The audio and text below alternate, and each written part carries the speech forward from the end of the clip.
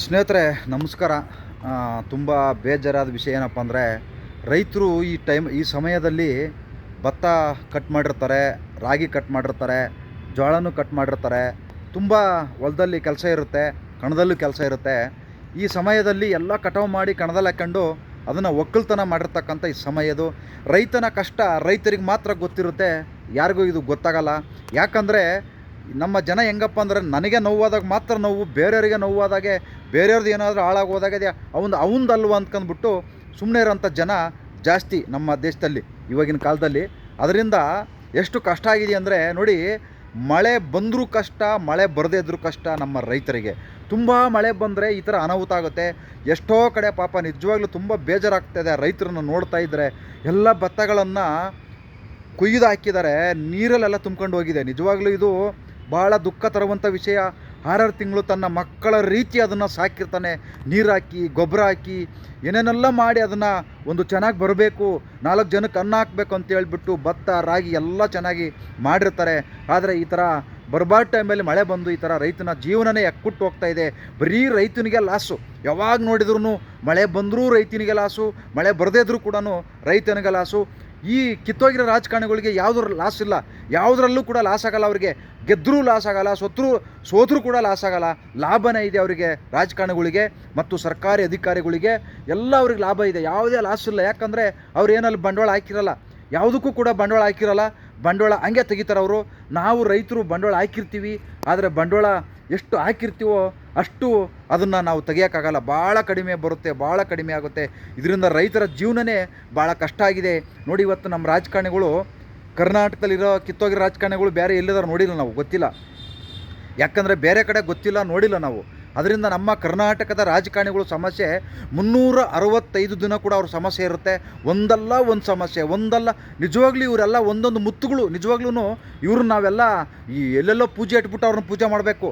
ಇವ್ರನ್ನೆಲ್ಲ ಒಂದು ಕಡೆ ಸೇರಿಸಿ, ಯಾಕಂದ್ರೆ ಅಷ್ಟು ಇವ್ರ ಸಮಸ್ಯೆಗಳನ್ನೇ ಇವ್ರ ಕೈಲಿ ಬಗೆಹರಿಸ್ಕೊಳಕ್ಕಾಗ್ತಿಲ್ಲ. ಇವ್ರ ಸಮಸ್ಯೆಗಳೇ ಇವ್ರ ಕೈಲಿ ಬಗೆಹರ್ಸೋಕ್ಕಾಗ್ತಿಲ್ಲ. ಇನ್ನು ಜನರ ಸಮಸ್ಯೆ ಇಲ್ಲಿಂದ ಬಗೆಹರಿಸ್ತಾರೆ, ಇನ್ನು ರಾಜ್ಯದ ಸಮಸ್ಯೆ ಇಲ್ಲಿಂದ ಬಗೆಹರಿಸ್ತಾರೆ. ಯಾವುದೇ ಕಾರಣಕ್ಕೂ ಇವ್ರು ಏನಿದಾರಲ್ಲ ರಾಜಕಾರಣಿಗಳು, ನಿಜವಾಗ್ಲೂ ಇವ್ರು ನಂಬ್ಕೊಂಡ್ರೆ ಯಾವ ರೈತನೂ ಉದ್ಧಾರ ಆಗಲ್ಲ, ಯಾವ ಬಡವನೂ ಉದ್ಧಾರ ಆಗಲ್ಲ. ಯಾಕಂದರೆ ಇವರು ಮಳೆ ಬಂದರೂ ಅಷ್ಟೇ, ಮಳೆ ಬರೆದಿದ್ರು ಅಷ್ಟೇ, ಇವ್ರಿಗೆ ಬೇಕಾದಷ್ಟು ಲಾಭ ಇದೆ. ನೋಡಿ, 40% 50% ಕಮಿಷನ್ ತಗೊಂತಾರೆ ಪ್ರತಿಯೊಂದು ವಿಚಾರದಲ್ಲೂ. 40%, ಯಾಕಂದರೆ ಅವ್ರವ್ರು ಹೇಳ್ಕೊಂಬರ್ತಾ ಇದ್ದಾರೆ. ಅವ್ರು 40% ತಗೊಂಡಿದ್ರು, ಇವ್ರು 50% ತಗೊಂಡವ್ರೆ, ಅವ್ರವ್ರ ಹೇಳ್ಕೊಂಬರ್ತಾರೆ.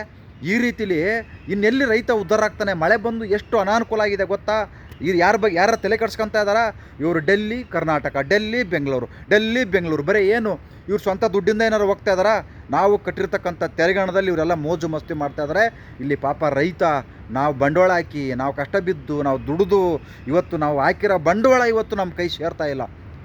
ಅಪ್ಪಿತಪ್ಪಿ ಸತಿ ಸ್ವಲ್ಪ ಮಳೆ ಚೆನ್ನಾಗಿ ಆಗಿತ್ತು, ಆದರೆ ಇವಾಗೆಲ್ಲ ಕಟಾವು ಮಾಡಿ ಹೊಲದಲ್ಲಿ ಕಟಾವು ಮಾಡಿ ಕಣ್ದಾಗ ಹಾಕ್ಕೊಂಬರ್ಬೇಕಾಗಿತ್ತು. ಇವತ್ತು ಎಷ್ಟೋ ಭತ್ತ ಹೊಲದಲ್ಲಿ ನೀರಲ್ಲಿ ತೇಲಾಡ್ತಾ ಇದೆ. ದನಗಳಿಗೆ ಹುಲ್ಲಿಲ್ಲ.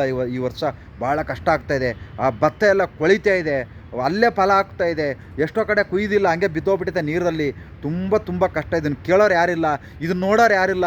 ಬರೀ ಇವ್ರು ಯಾರೋ ಸ್ವಾಭಿಮಾನ ಇಲ್ಲದವರು ಸ್ವಾಭಿಮಾನ ಸಮಾವೇಶ ಅಂತ ಎಲ್ಲೋ. ಇದು ಬೇಕಾಗಿತ್ತಾ? ಇವಾಗ ಇದು ಅವಶ್ಯಕತೆ ಇದೆಯಾ? ಇವ್ರ ತಪ್ಪುಗಳನ್ನು ಮುಚ್ಕೊಳ್ಳೋಕ್ಕೆ ಇಂತಿಂಥ ಕೆಲಸಕ್ಕೆ ಬಾರದೇ ಇರ್ತಕ್ಕಂಥ ಸಮಾವೇಶಗಳನ್ನು ಮಾಡ್ಕೊಂಡು, ಇವರೆಲ್ಲ ಸಾರ್ವಜನಿಕರ ದುಡ್ಡಲ್ಲಿ ಈ ಥರ ಪೋಲ್ ಮಾಡ್ಕೊಂಡು, ಈ ದುಡ್ಡು ವೇಸ್ಟ್ ಮಾಡ್ದಲೇ ಇಂಥ ಸಮಾವೇಶಕ್ಕೆ ವೇಸ್ಟ್ ಮಾಡದೆ ಯಾರಿಗಾದರೂ ಕೊಡ್ಬೋದಿತ್ತಲ್ಲ. ಯಾವ ಪಕ್ಷದವರಾಗಲಿ, ಆ ಪಕ್ಷ ಈ ಪಕ್ಷ ಅಂತಲ್ಲ, ಎಲ್ಲ ಪಕ್ಷದವರು ಒಂದೇ. ಒಂದೊಂದು ಮುತ್ತುಗಳು ನೀವೆಲ್ಲ ಇವಾಗೆಲ್ಲ ಗೆದ್ದಿದ್ದೀರಲ್ಲ, ನಿಜವಾಗ್ಲೂ ನಿಮ್ಮನ್ನೆಲ್ಲ ಒಬ್ಬೊಬ್ಬೊಬ್ಬ ಎಂತೆಂಥ ಮುತ್ತುಗಳು ಅಂದರೆ ನಿಮ್ಮ ಸಮಸ್ಯೆಗಳೇ ಬಗೆಹರಿಸ್ಕೊಳಕ್ಕಾಗ್ತಾಯಿಲ್ಲ ನಿಮ್ಮ ಕೈಲೇ. ಇನ್ನು ಜನರ ಸಮಸ್ಯೆಗಳು ಹೆಂಗೆ ಬಗೆಹರಿಸ್ತೀರಿ ಅನ್ನೋದೇ ನಮಗೆ ಅರ್ಥ ಆಗ್ತಾಯಿಲ್ಲ. ಯಾಕಂದ್ರೆ ಅಷ್ಟು ಸಮಸ್ಯೆಗಳಿದ್ದಾವೆ. ನಿಮ್ಮ ಸಮಸ್ಯೆಗಳೇ ಏಯಪ್ಪ. ಇವರು BJP ಅವರು ಒಂದೊಂದು ಪಕ್ಷದಲ್ಲಿ 2-3 ಗುಣಗಳು ಇದ್ದಾವೆ. ಇವರು ಅಷ್ಟೇ, ಇವ್ರದ್ದು ಏನಲ್ಲೇನು ಸುಮ್ಮನೆ ಅಲ್ಲಿ ಮೇಲೆ ಮಾತ್ರ ಎಲ್ಲ ನಾವೆಲ್ಲ ಒಂದೇ ಅಂತವೆ. ಒಳಗೆ 3-4 ಗುಂಪುಗಳಿದಾವೆ. ಎಲ್ಲ ಪಕ್ಷದಲ್ಲೂ ಅಷ್ಟೇ 2-3 ಗುಂಪು. ನಮ್ಮ ಮಾತು ಎತ್ತಿದ್ರೆ ನಾವು TV ಮುಂದೆ ಮಾತ್ರ ಇವರೆಲ್ಲ ಅಷ್ಟೇ. ಒಳಗಡೆಗೆಲ್ಲ ಕುದಿತಾ ಇರುತ್ತೆ ಒಳಗಡೆ. ಅವ್ನು ಹಂಗಾಗ್ಬಿಟ್ಟ, ಇವ್ನು ಹಿಂಗಾಗ್ಬಿಟ್ಟ, ನಾನು ಯಾಕೆ ಮಾಡಬಾರ್ದು. ಎಲ್ಲರಿಗೂ ಮಂತ್ರಿ ಆಗಬೇಕಂತ ಆಸೆ ಇರುತ್ತೆ ಪ್ರತಿಯೊಬ್ಬರಿಗೂ. ಸುಮ್ಮನೆ ಗೆಲ್ಲೋದಕ್ಕೊಂದು ಆಸೆ ಇದ್ದರೆ, ಗೆದ್ದ ಮೇಲೂ ಒಂದು ಆಸೆ ಇರುತ್ತೆ, ನಾನು ಮಂತ್ರಿ ಆಗಬೇಕು, ನಾನು ಹೆಂಗೆ ಅಲ್ಲೆಲ್ಲಿ ಲೂಟಿ ಹೊಡಿಬೇಕು. ಈ ಥರನೂ ಕೂಡ ಕನಸು ಕಾಣ್ತಾ ಇರ್ತಾರೆ. ಯಾಕಂದರೆ 1000 ಕೋಟಿ ಖರ್ಚು ಮಾಡಿರ್ತಾರೆ ನೂರಾರು ಕೋಟಿ ಇವತ್ತು ಖರ್ಚು ಮಾಡಿದ್ರೆ ಚುನಾವಣೆ ಗೆಲ್ಲಕ್ಕಾಗೋದಿಲ್ಲ ಅಂದ್ರೆ ಸುಮ್ಮನೆ ಹೋಗಿ ನಿಂತ್ಕೊಂಡ್ರೆ ಯಾರು ಗೆಲ್ಲಕ್ಕಾಗಲ್ಲ. ಆ ಮಟ್ಟಕ್ಕೆ ಇವರೇ ಇವತ್ತು ತಗೊಂಬಂದಿರೋದು. ಮಾತೆತ್ತಿ ಹೇಳ್ತಾರೆ, ನಾವು ಸಂವಿಧಾನ ಪಾಲ ಮಾಡ್ತೀವಿ, ನಾವು ಸಂವಿಧಾನ ಪಾಲ ಮಾಡ್ತೀವಿ. ಯಾರು ಫಾಲೋ ಮಾಡ್ತಾ ಇಲ್ಲ, ಯಾರು ಅದ್ರ ಪಕ್ಕ ನಡ್ಕೊತಾನೇ ಇಲ್ಲ. ಇವತ್ತು ತುಂಬ ಕಷ್ಟ ಆಗ್ತಾಯಿದೆ ರೈತರಿಗೆ ನಿಜವಾಗ್ಲೂ. ಈಗ ಮಳೆ ಬರಬಾರ್ದಾಗಿತ್ತು, ಬಂದುಬಿಟ್ಟಿದೆ. ದಯವಿಟ್ಟು ಯಾರು ಸಮಾಧಾನ ಮಾಡ್ಕೊಳ್ಳಿ. ನಿಮ್ಮನ್ನು ಸಮಾಧಾನ ಮಾಡೋರು ಯಾರಿಲ್ಲ, ನಾವೇ ಸಮಾಧಾನ ಮಾಡ್ಕೊಳ್ಬೇಕು. ಯಾಕಂದ್ರೆ ನಮ್ಮನ್ನು ಸಮಾಧಾನ ಮಾಡೋಕ್ಕೆ ಯಾರೂ ಬರೋದಿಲ್ಲ. ನಾವು ಮಾಡ್ಕೊಂಡಿರ್ತೀವಿ, ನಾವು ಅನುಭವಿಸ್ಬೇಕು. ಆದರೆ ಇವತ್ತೇನು ಯೋಚನೆ ಮಾಡ್ತಾ ಇದ್ದೀವಲ್ಲ, ನಾವೆಲ್ಲರೂ ಬೈಕಂತ ಇದ್ದೀವಲ್ಲ, ಮಳೆ ಬಂದಿರೋ ಸಮಯದಲ್ಲಿ ರಾಜಕಾರಣಿಗಳು ಬರಲಿಲ್ಲ, ನಮಗೆ ಅವರು ಪರಿಹಾರ ಕೊಡಲಿಲ್ಲ, ಇವರು ಪರಿಹಾರ ಕೊಡಲಿಲ್ಲ ಅಂತ. ನೀವು ಚುನಾವಣೆಯ ಸಮಯದಲ್ಲಿ ಅವರು ಕೊಡುವ ಎಂಜಲ ಕಾಚಿಸ್ಕೊಂಡು ದಯವಿಟ್ಟು ಯಾರು ಓಟ್ ಹಾಕೋಕೆ ಹೋಗಬೇಡಿ. ಅವರು ಕೂಡ ಎಂಜಲು ಕಾಚಿಸ್ಕೊಂಡು ಅವಾಗ ಓಟ್ ಹಾಕ್ತೀರಿ. ಅವಾಗ ಮಳೆ ಬರದಾರ ನೆನಪು ಬರಲ್ಲ, ಮಳೆ ಬಂದರೂ ನೆನಪು ಬರಲ್ಲ, ಯಾವುದೂ ನೆನಪು ಬರಲ್ಲ. ಅವ್ರು ಕೂಡ ಪುಟ್ಕೋಸಿ 200-300 ಎಂಜಲು ಕಾಚಿ ನೆನಪಿರುತ್ತೆ. ಅದಕ್ಕೋಸ್ಕರನೇ ಅರ್ಥ ಮಾಡ್ಕೊಳ್ಳಿ ರೈತರೇ, ಯೋಚನೆ ಮಾಡಿ. ನಿಮ್ಮನ್ನು ಕಾಪಾಡೋಂಥ ವ್ಯಕ್ತಿಗಳಿಗೆ ಓಟ್ ಹಾಕಿ, ನಿಮ್ಮ ಬೆಂಬಲವಾಗಿ ನಿಂತ್ಕೊಳ್ಳೋಂಥ ವ್ಯಕ್ತಿಗಳಿಗೆ ಓಟ್ ಹಾಕಿ. ಇವಾಗ ಆ ಥರ ಯಾರಿದ್ದಾರೆ, ಯಾರೂ ಕಾಣಿಸ್ತಾ ಇಲ್ಲ. ನಿಜವಾಗ್ಲೂ ನಮ್ಮ ಕರ್ನಾಟಕದಲ್ಲಿರೋ ಕಿತ್ತೋಗಿರೋ ರಾಜಕಾರಣಿಗಳು ನಾನು ಬೇರೆ ರಾಜ್ಯದಲ್ಲಿ ನೋಡಿಲ್ಲ ಅನಿಸುತ್ತೆ. ಎಷ್ಟು ಸಮಸ್ಯೆಗಳಿದ್ದಾವೆ ಇವರೇ ಭದ್ರಪಡಿಸ್ಕೊಳಕ್ಕೆ ಹೊಡೆದಾಡ್ತಾ ಇದ್ದಾರೆ.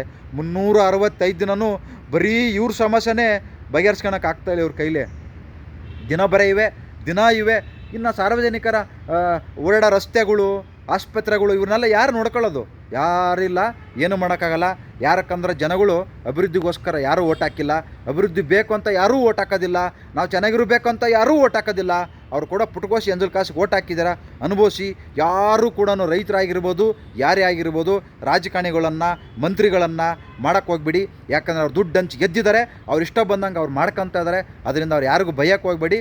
ನಾವು ಒಳ್ಳೆ ವ್ಯಕ್ತಿಗಳನ್ನು, ನಮಗೇನು ಇವತ್ತು ರಾಜ್ಯ ಅಭಿವೃದ್ಧಿ ಆಗಬೇಕು, ಒಳ್ಳೆ ರಾಜ್ಯ ಚೆನ್ನಾಗಿರಬೇಕು, ದೇಶ ಚೆನ್ನಾಗಿರಬೇಕು ಅಂತ ನಾವು ಯಾರಿಗೂ ಓಟ್ ಹಾಕಿಲ್ಲ. ಎಲ್ಲ ಓಟ್ ಹಾಕಿರೋದೇ ಎಲ್ಲರೂ ಇವತ್ತು ದುಡ್ಡು ಕೊಟ್ಟೆ ಗೆದ್ದಿರೋದು. ಯಾರು ಪುಕ್ಸಟ್ಟೆ ಯಾರು ಗೆದ್ದಿಲ್ಲ.